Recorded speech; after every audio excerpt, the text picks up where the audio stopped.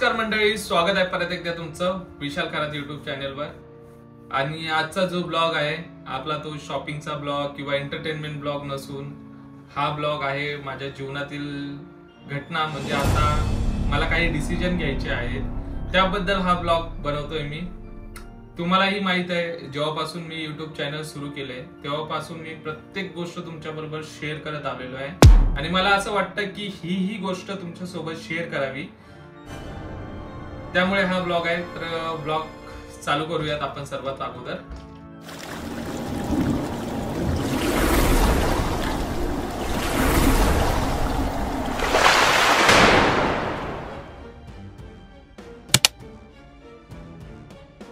तर मागच्या काही दिवसापासून मला कमेंट येत आहेत की दादा तू फेस का लपवतोय, वहिनीचा चेहरा काय नाही दाखवते, काय लपवतोय आमच्यापासून। या प्रत्येक गोष्टीचे या ब्लॉग मध्ये आन्सर भेटणार आहे तुम्हाला, त्यामुळे ब्लॉग कंटिन्यू बघत राहा तुम्ही। तुम्हाला तर माहित आहे माझी स्टोरी, पहिल्यापासूनची स्टोरी काय आहे, तर काही जणांना नसेल माहित, त्यामुळे मी पहिल्यापासून थोडंसं शॉर्ट्स मध्ये सुरुवात करतोय। तुम्हालाही माहिती आहे माझं लग्न झालं होतं, 1 वर्षापर्यंत सर्व काही ठीक चालू होतं, पण 1 वर्षानंतर काही गोष्टी बदलल्यामुळे काही गोष्टी घडल्या सुद्धा माझ्या आयुष्यामध्ये। त्याच्यानंतर ती मला सोडून गेली, मलाच नाही तर 3 वर्षाच्या मुलाला सुद्धा सोडून गेली। आणि काही जणांना माहित सुद्धा आहे की बिना लग्न करता तिची एक मुलगी सुद्धा आहे आणि व्यवस्थित ते लोक राहत आहेत।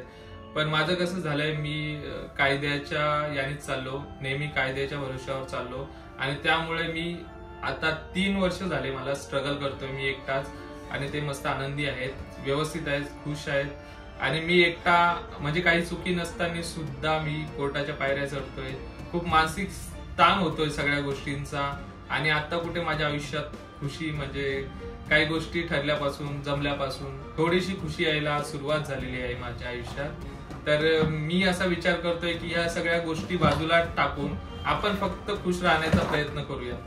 आणि जर मी खुश राहिलो तर माझी फॅमिली सुद्धा खुश राहील, कारण की त्यांना पण मानसिक ताण, त्यांच्यावर पण केसेस, सर्वांवरती केसेस झालेले आहेत, त्यामुळे मी खुश राहिलो तर ते सुद्धा खुश राहतील, त्यांना वाटेल असं काही घडलेलं नाहीये आणि परत एकदा खुशीचं वातावरण निर्माण होईल घरात। त्यामुळे मी खुश राहण्याचा प्रयत्न करतोय। आणि महत्वाची गोष्ट म्हणजे समोरची पार्टी डिवोर्स देण्यासाठी येत नाही, ना कोर्टात येते, ना हजेरी लावते, प्रेझेंटी लावते। आणि मी दर तारखेला, मी आणि माझी फॅमिली दर तारखेला त्या कोर्टामध्ये हजेरी लावतो, दरवेळेस प्रेझेंटी लावतो, दरवेळेस आमचे नाव नमूद होतात। लहान बाळ, लेडीज, हे सर्वांना म्हणजे सर्वांना जावं लागतंय, बिना काही केल्याची सजा भेटते। आणि हे जे बघून ना त्यांनी खूप मानसिक त्रास होतो, म्हणजे माझ्यामुळे, माझ्या एक चुकीमुळे माझ्या फॅमिलीला त्रास होतोय, माझ्यामुळे सगळे परेशान होत आहेत। त्यामुळे मी विचार करतोय की आता काहीतरी चांगलं घडावं आणि मी तसं राहण्याचा प्रयत्न सुद्धा करतोय। आणि महत्वाचं म्हणजे ज्यांनी गलती केली, ज्यांनी चुकी केली आहे ते सर्व खुश आहेत आणि आम्ही कोर्टाच्या पायऱ्या चढतोय डेली कोर्टामध्ये। जेव्हा आमची तारीख असते तेव्हा कोर्टामध्ये जातोय, फेऱ्या मारतोय, तरी अजून इन्साफ भेटत नाहीये। तर आता कधीपर्यंत असं चालायचं। तर काही डिसिजन बदलले मी, तुम्हालाही शेअर केल्यात मी। प्रत्येक गोष्ट तुम्हाला परत एकदा सांगतो, प्रत्येक गोष्ट तुम्हाला शेअर करतो मी, पण काही गोष्टी लपवाव्या लागतात मला तुमच्यापासून, कारण की तुमच्यापासून आणि त्यांच्यापासून। तुम्ही माझे दुश्मन नाही, तुम्ही पण माझी फॅमिलीच आहे। मला माहित आहे तुम्ही काही वाईट बोलणार नाही, मला काही म्हणजे वाईट कमेंट करणार नाही, तरी सुद्धा दुसऱ्यांनी जर ऍक्शन घेतली, म्हणजे तुम्हालाही माहित आहे मी कोणाबद्दल बोलतोय, तुम्ही सुद्धा माझी फॅमिली आहे। मला माहित आहे तुम्ही वाईट विचार माझ्याबद्दल करणार नाही, पण मला तुमच्यापासून भीती नाहीये, मला दुसऱ्यांपासून भीती आहे। त्यांनी जर काही ऍक्शन घेतली, आता म्हणजे मेन्स लोकांच्या साईडनी कायदा आपला थोडा कमी मजबूत आहे, मेन्स लोकांच्या फेवर मध्ये काही गोष्टी जात नाही, लेडीज लोकांच्या फेवर मध्ये जास्त गोष्टी जातात। कारण की आता तिचं लग्न झालंय की नाही हे पण नाही माहित मला, बिना लग्नाचंच त्यांनी काहीतरी पोरगा बिरगा जन्माला आणलाय, पोरगी वगैरे। काही डिसिजन बदलले सुद्धा आहेत, तुम्हाला सुद्धा माहित आहे कोणत्या गोष्टी बदलल्यात मी, आणि अजून त्या प्रॉपर म्हणजे मला लपवाव्या लागतात ते तुमच्यापासून।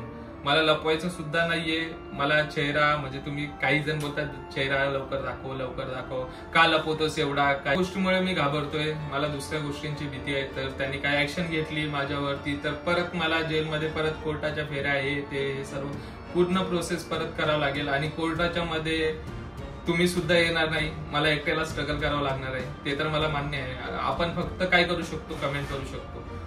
माझं बोलणं काही जणांना वेगळं वाटत असेल, पण हे जे सत्य परिस्थिती आहे मी ते तुम्हाला सांगतोय. कमेंट करून कोणती म्हणजे कायद्याची लढाई जिंकता येत नाही, ते मला स्वतःहून जायला लागेल त्या ठिकाणी. त्यामुळे मी थोडं घाबरतोय, मला एकट्याला स्ट्रगल करावं लागेल. काय म्हणजे कोर्टामध्ये तर तुम्ही कमेंट करणारे कोणी येणार नाही माझ्यासोबत.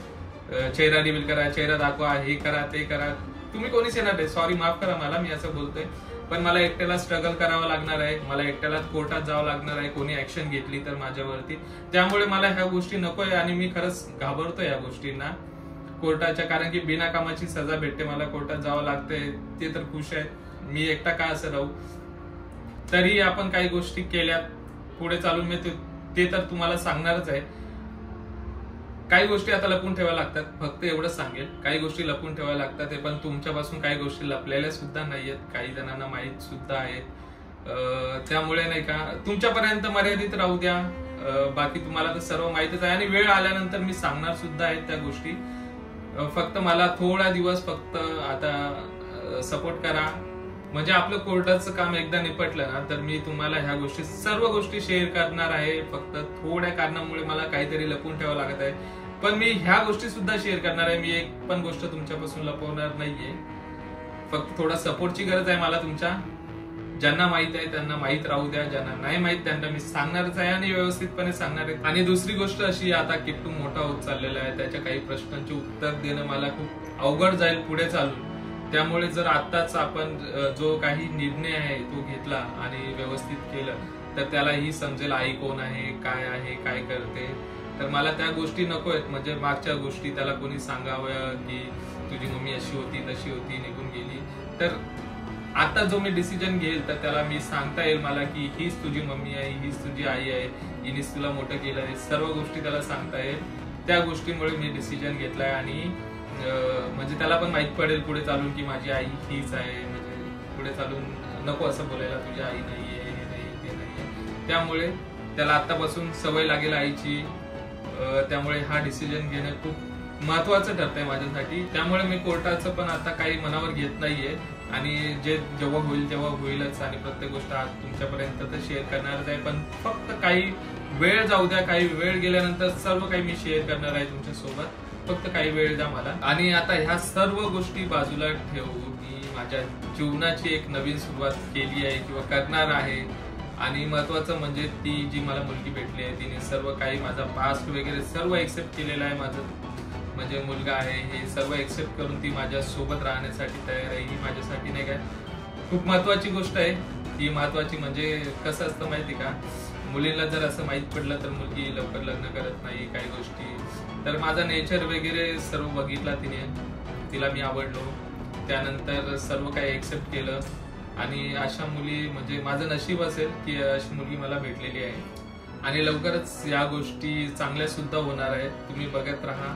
आणि महत्वाचं म्हणजे तिचा फेस का हाईड करत होतो, कारण की हेच माझ्या कोर्टाचं केस वगैरे ते सर्व, त्यामुळे घाबरण्यामुळे मी फेस हाईड करतोय.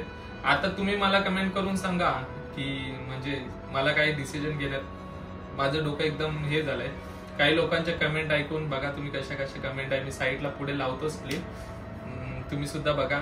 लवकर दाखव, कशाला घाबरतोय, हे ते सर्व कमेंट ऐकून मला सुद्धा वाटतंय की चला आता जे काय ते तुमच्या समोर दाखवाव्यात. पण मला तुम्ही तुमच्या कमेंट, हर एक कमेंट महत्वाच्या आहेत. या ब्लॉगच्या खाली जेवढ्या पण कमेंट येतील तेवढ्यांना रिप्लाय करणं माझं काम आहे. आणि तुमच्या कमेंटचा मोठा रोल असणार आहे ह्या डिसिजन मध्ये की मी फेस दाखवू की नको दाखवू, काय करू काय नको. परत माझ्यावर ऍक्शन झाली तर मी काय करू, नाही झाली तर म्हणजे आता काही जण बोलतील की नाही करणार, आता त्यांना एक मुलगी झाली आहे वगैरे वगैरे, तसं पण होऊ शकतं. आणि जर काही केलं तर मी काय करू, म्हणजे मी या गोष्टींसाठी घाबरतोय. मी स्वतः कन्फ्युज आहे.